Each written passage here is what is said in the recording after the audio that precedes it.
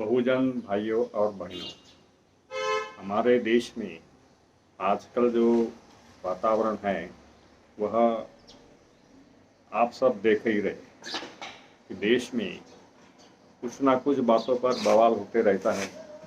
जैसा कि अभी तमिलनाडु के मुख्यमंत्री जो दयानिधि स्टालिन हैं, उन्होंने जो बात कही है उसके बारे में बवाल खड़ा हो रहा है और उसके जरिए पूरे देश में ऐसा वातावरण हो रहा है कि कुछ लोग सनातन के खिलाफ बोल रहे हैं और कुछ लोग सनातन की बाजू ले रहे हैं। हमारे देश के जो भी खुद को ऊंचे कहते हैं वे लोग सनातन के बारे में बहुत भावनावश हैं। उनकी मन में लगता है कि वो सनातन के खिलाफ लोग ये देशद्रोही है, ये धर्म के खिलाफ है।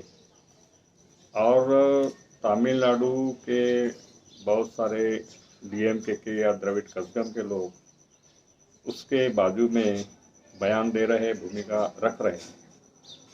तो ऐसा लगता है कि ये जो कोलाहल चल रहा है, ये जो गर्मा गर्मी है, वो एक तरह से देखा जाए तो अच्छे हैं, क्योंकि धर्म के बारे में चर्चा होना ये अच्छी बात है। जो भी लोग कहते हैं कि सनातन धर्म हमारा धर्म है, हमारा पूर्वजों का धर्म है, वो इस गलत फहमी में है कि वो जो धर्म है पुराना धर्म है, जो गरीबी और गैर बराबरी के आधार पर खड़ा है, वर्ण व्यवस्था के आधार पर खड़ा है, उसे वो अच्छा कहते हैं। कुछ लोग गरीबी में रहे, कुछ अच्छे रहे, ऊंचे रहे, कुछ नीचे रहे, कुछ अछूत रहे। ऐसी बात कहने वाले जो लोग हैं वही आज देश में सबसे ज़्यादा सत्ताधारी है। मगर तमिलनाडु की जो स्थिति है वह स्थिति अलग है। हम देखते हैं कि तमिलनाडु ही ऐसा एक प्रांत है, ऐसा एक प्रदेश है जो आरएसएस का जो राष्ट्र है उसके खिलाफ अपनी भूमिका बनाए रखा है। और तमिलनाडु ऐसा प्रांत है जहां आरएसएस हो या बीजेपी हो या कांग्रेस हो, ऐसी प्रस्तावित पार्टियों का स्थान बहुत कम से कम है, अगर नहीं के बराबर है। इसका कारण क्या है? इस देश में अभी जो खतरा है मंडरा रहा है वो आरएसएस के बाजू में रखने वाला, आरएसएस की निष्पत्ति है जो भाजपा, उसकी सत्ता है। मतलब पूरे देश में सभी राज्यों, बहुत सारे राज्यों में, पूरे देश में, दिल्ली में तो भाजपा का ही राज है।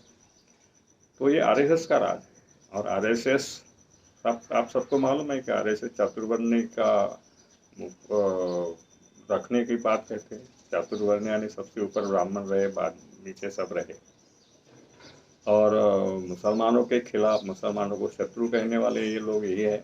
हमारे तुम्हारे दिमाग में मुस्लिम कैसे शत्रु है, वो हिंदू धर्म के कैसे खिलाफ है, ऐसी बातें करते हैं।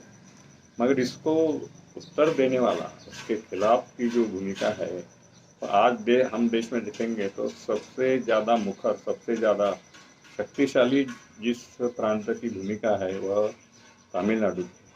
तमिलनाडु में जो सोशल जस्टिस यानी सामाजिक न्याय और सामाजिक बराबरी की जो मूवमेंट जस्टिस पार्टी से लेकर पेरे रामास्वामी, द्रविड़ कज़गम, इन लोगों ने रखी थी, वो सांस्कृतिक, ज़्यादा से ज़्यादा वो सांस्कृतिक भूमिका थी।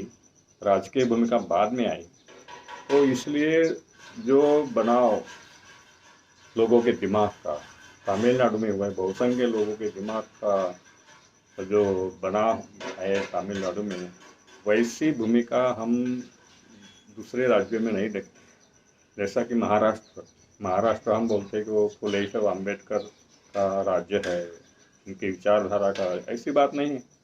यहाँ तो बीजेपी सबसे बड़ी पार्टी बनी हुई है, यानी आरएसएस का जो पावर है वो महाराष्ट्र में चल रहा है। इसका मतलब है कि महाराष्ट्र भी तमिलनाडु के पीछे है, सामाजिक जागरण में, राजकीय सत्ता में, ये हम देखते हैं।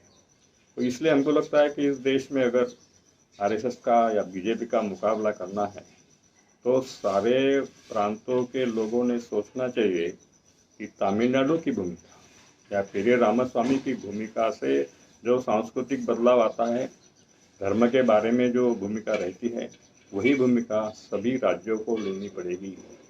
जो भी लोग सोचते हैं कि हम समानतावादी है, हम सामाजिक न्यायवादी है, तो उन लोगों ने अभी तमिलनाडु से सीख लेनी चाहिए, क्योंकि तमिलनाडु ही ऐसा प्रांत है जहाँ इनका भाजपा का आरएसएस का अश्व रोका गया है। ऐसी बात वैसा देखा जाए तो केरला में वही स्थिति है। तो ऐसा लगता है कि साउथ इंडिया ही पूरे देश को आगे ले जा सकता है, और नॉर्थ इंडिया जहाँ भाजपा है, आरएसएस है, हिंदूवादी है, अंधश्रद्धा है, जो भगवेधारी कपड़े जो रखते हैं और अनशन अनशन बातें कहते हैं, हम सनातन धर्म के खिलाफ बोलने वालों का खून कर देंगे, ये सब बातें रखने वाले जो मुखर लोग हैं वो अंधश्रद्धावादी है, अम्मनवादी है, मनुवादी है। तो इसका मुकाबला करने के लिए हमको लगता है कि तमिलनाडु से सीख लेनी चाहिए। जो भी लोग चाहते हैं कि हमारा प्रांत आगे बढ़े, समानता की ओर बढ़े और प्रगति की ओर भी बढ़े, हम देखते हैं कि तमिलनाडु की जो प्रगति है, गरीबों के भूमिका में को अच्छा रखने का, अच्छा करने का जो प्रयास है, वह तमिलनाडु में ज़्यादा है। मोदी का गुजरात या गुजरात प्रांत जो है, वह तमिलनाडु के तुलना में कई गुना में पीछे है।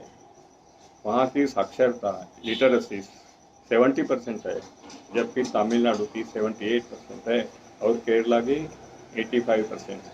इसका मतलब है कि जो जहाँ भी सामाजिक सामंजस्य का, सामाजिक समता का वातावरण है, वही प्रदेश ज़्यादा प्रगति कर रहे हैं। और जो हिंदूवादी है, तो आरएसएस के कब्जे में है, चंगुल में है, वे राज्य में अगर प्रगति बहुत कम हो रही है।